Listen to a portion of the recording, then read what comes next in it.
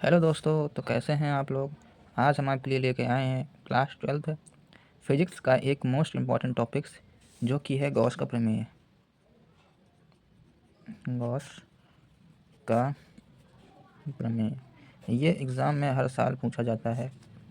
कभी कभी ऐसा होता है कि किसी साल ना पूछा जाए, लेकिन अधिकतर ऐसा होता है कि यह पूछा जाता है। तो आज हम इसी टॉपिक को क्लियर करने वाले हैं, तो ध्यान से मेरे इस वीडियो को देखिएगा। उसके बाद से आपको किसी भी वीडियो पर जाने की ज़रूरत नहीं है। तो चलिए शुरू करते हैं।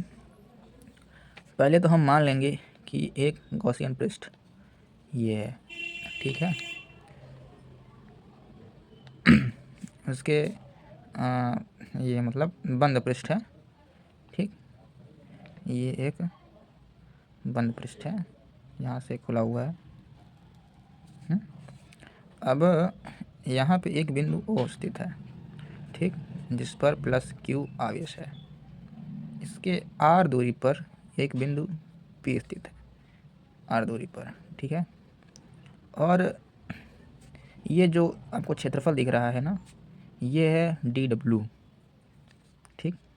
अब DW द्वारा बनाया गया बिंदु O पर घन कोण ये है वहाँ, आपको ये सब याद करना पड़ेगा, ठीक। घन कोण मतलब ये जो एरिया है, इसको हम घन कोण डी ओमेगा से दिखाते हैं, ठीक। हमें P पर विद्युत क्षेत्र की तीव्रता दी है E, ठीक, जो यह एक कोण बनाता है, थीटा कोण बनाता है। और मैं इसको DW नहीं, डी ओमेगा नहीं, इसको DA से दिखाते हैं, ठीक है। इतना क्लियर हो गया।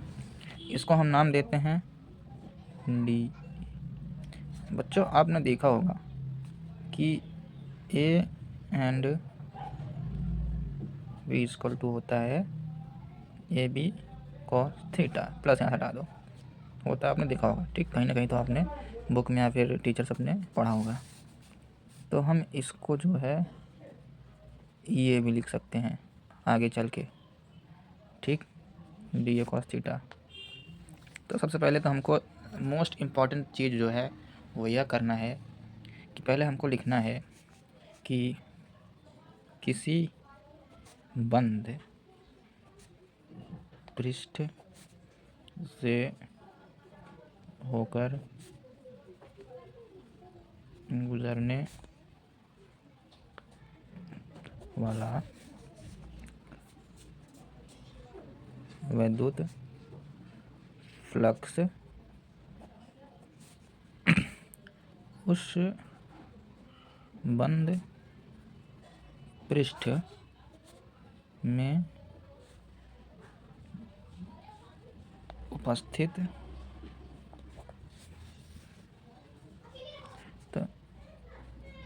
कुल आवेश का 1/ε0 गुना होता है, ठीक है बच्चों, गुना होता है।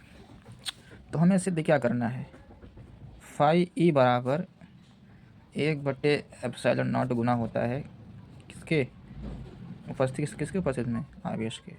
तो इसको हम सही से लिखेंगे तो फाई ई बराबर Q/ε0 होता है, ठीक है। तो हमें इसे जो है सिद्ध करना है। तो आइए चलिए शुरू करते हैं। इतना आपको लिखना पड़ेगा, ठीक है, एग्ज़ाम में इतना आपको लिखना पड़ेगा, ठीक। तो देखिए पहले हम लिखेंगे कि बिंदु P के कारण O पर विद्युत क्षेत्र की तीव्रता, ठीक। बिंदु P के कारण बिंदु O पर विद्युत क्षेत्र की तीव्रता को हम किससे दर्शाते हैं, विद्युत क्षेत्र की तीव्रता को E से दर्शाते हैं। तो E बराबर 1/4 पाई एप्सिलॉन नॉट होता है, एंड यहाँ क्या हो जाएगा, Q/2πr²।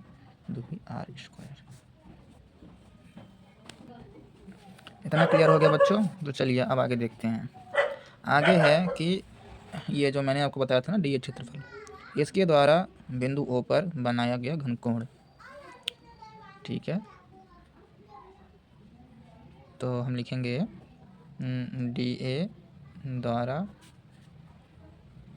बिंदु ओ पर बनाया गया घन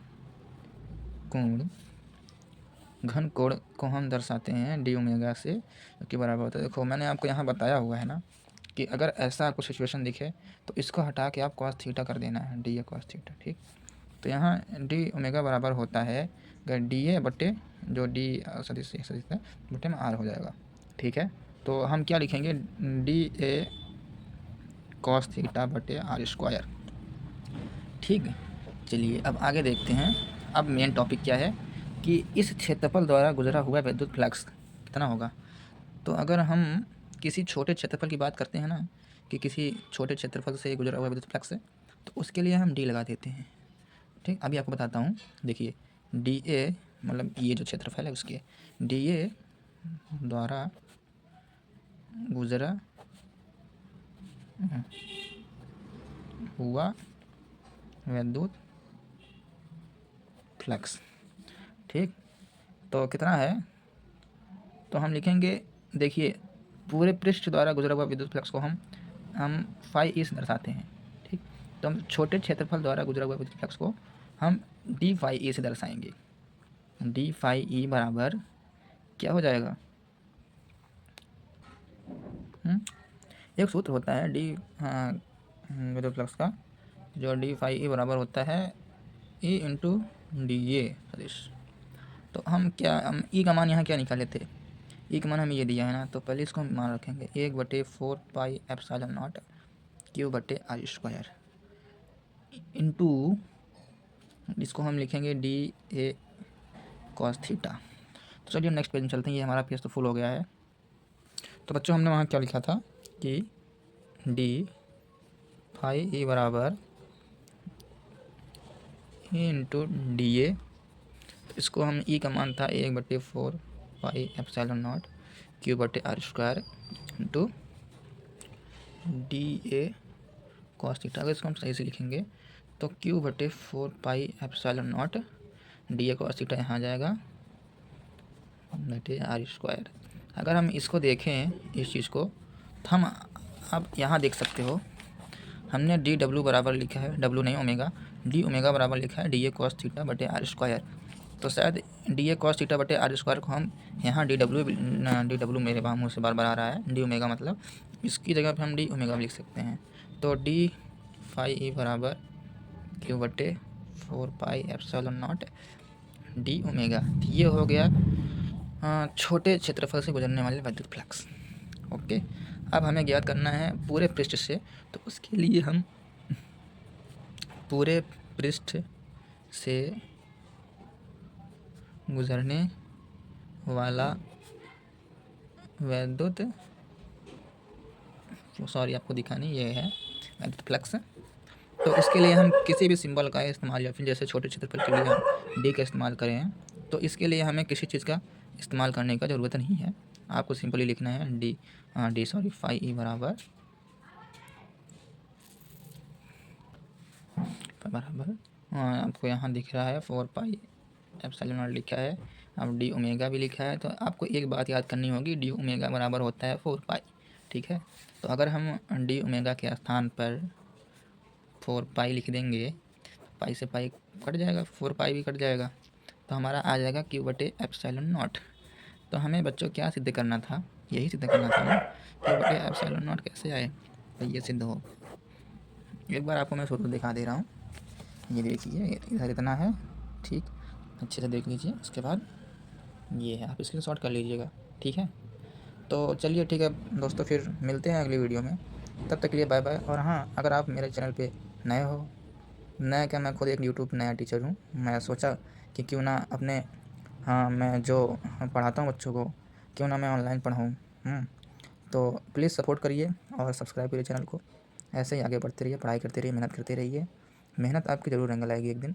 बस आप लोग का प्यार और सपोर्ट की ज़रूरत है मुझे, बाकी और कुछ नहीं चाहिए मुझे। ठीक है, तो ठीक है, बाय बाय, मिलते हैं अगले वीडियो में नए टॉपिक के साथ जो कि इम्पोर्टेंट हो। Thank you.